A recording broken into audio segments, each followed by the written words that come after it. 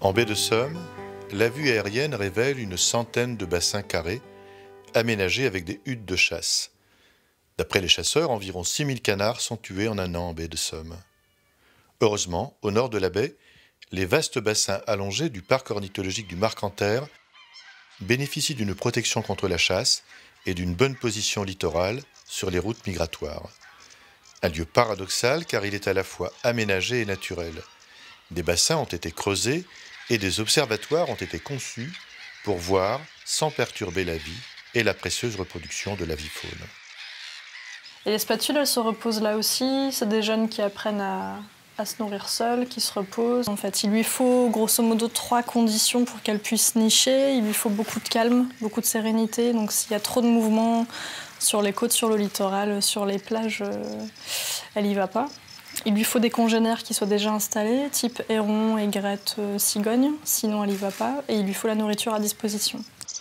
Cette attention accordée à l'installation de la spatule concerne aussi de nombreux oiseaux du parc pour lesquels l'aménagement du site est fondamental. En effet, la disparition de certaines espèces est souvent liée à la destruction de leur environnement naturel.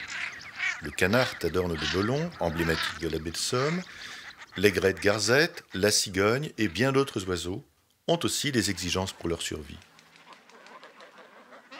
Là, on est sur un reposoir de cormorans. Donc il y a quelques adultes et quelques immatures. Donc ça, on peut bien le voir par la couleur du ventre blanche chez les immatures.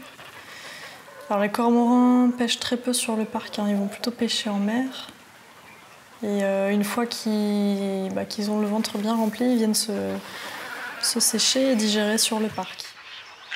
Les premiers qui s'installent en général, ce sont les hérons cendrés, parce que ce sont des espèces qui sont sédentaires. Donc c'est les premiers servis, ils s'installent en premier. Voilà, il y a un qui crie là, à l'aéronnière. Et après, on a les cigognes, les spatules blanches qui arrivent en second lieu, puis les hérons garde-bœufs, hérons bioraux et les aigrettes. Donc 6 espèces différentes qui nichent sur un même endroit. Donc entre 150 et 200 nids chaque année ici, sur ce lieu. Ça fait vraiment une colonie qui est assez importante.